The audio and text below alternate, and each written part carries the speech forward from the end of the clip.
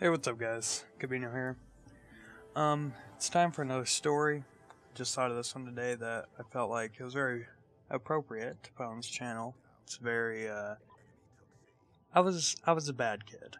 So, yeah, we're gonna jump right in. The story involves me, Justin, Love Scribble, and two people, one named Jesse and one named Jacob.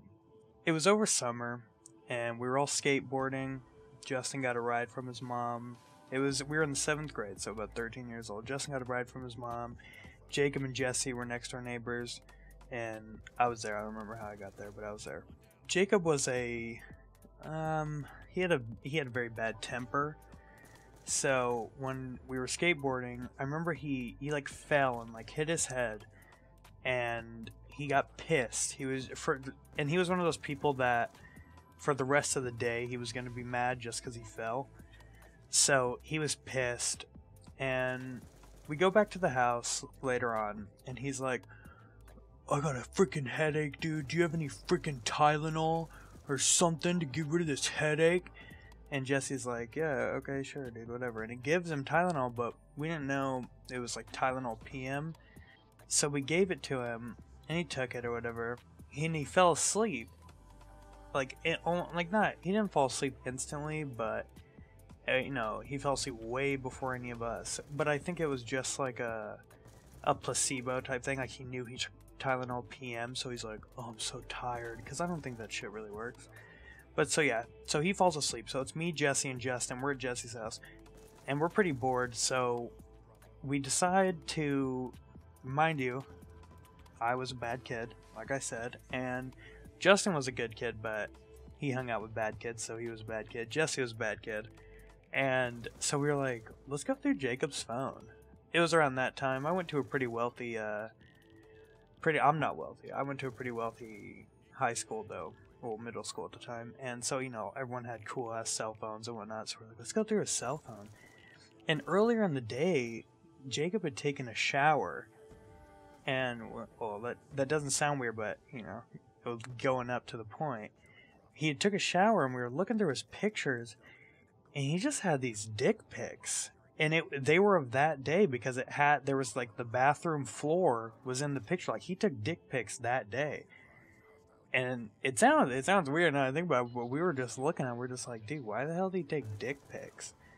And this is where I realized this is where we went wrong, and we thought this was going to be funny, and it is not funny.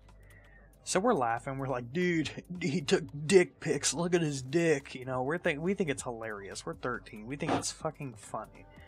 But then one of us has the brilliant idea, and we're like, yo, okay, this is what we're going to do. All right, we're going to get the dick pics. We're going to send it to every single girl in his contact list. Which, at the time, brilliant. Now that I look back on it, the worst thing anyone could ever do to anyone. The worst, it's not even a prank. It is just outright evil. It is the worst thing I could ever think of to do to someone. And guess what?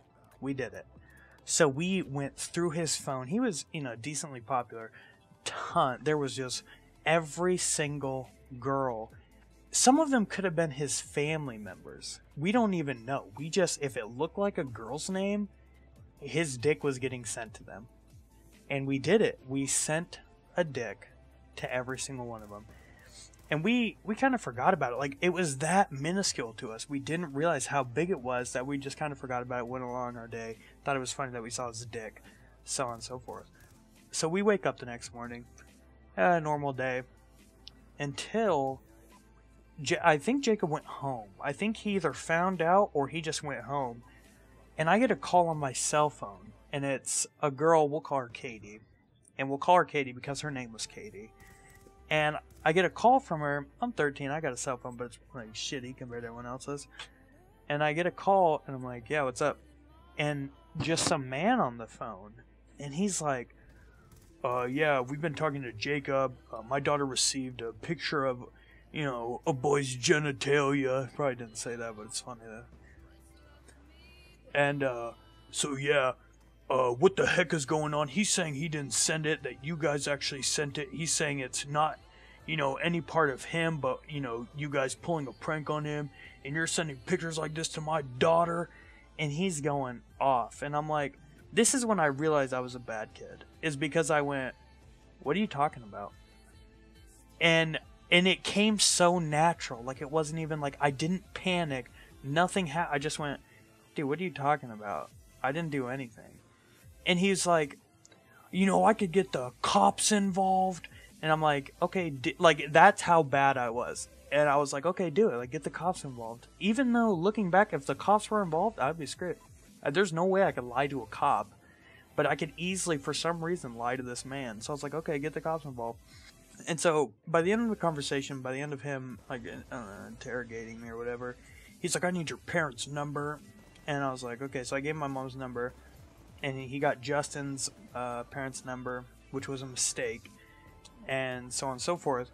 So we get home. So my friends think, I'm like, oh, I can handle this. But on the inside, I'm freaking out. I'm not going to lie. I'm like, oh my God, he's going to get the cops involved. I'm going to prison. I'm the 13-year-old that goes to prison. So I get home, and I hear my mom's cell phone ring. And I'm like, whoa, what the hell? What the hell? So I run in there, and I'm like, here, Mom, let me answer your cell phone. Which, now I look back at it, how suspicious. But my mom just went, okay. So I got her cell phone, went into the living room. I can't remember what I did. I either answered it. I don't know how, I can't remember, but I either answered it or just ignored it. But either way, it was kind of like he was satisfied with that. Like, as long as he got to call my mom's phone, that was enough for him. He never called back.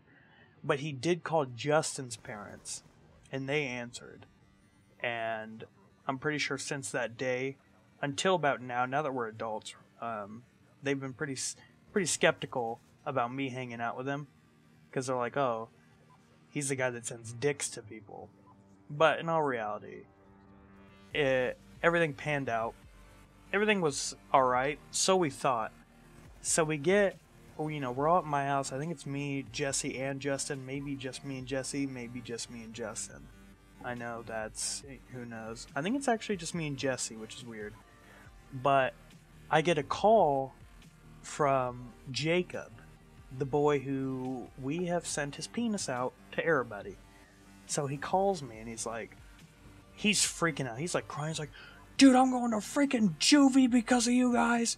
I can't believe you would do something like this. And I'm like, I don't know if it's because I was young or what, but it's like half of me went, dang, dude, that's like crazy. Like, I can't believe you're going to juvie.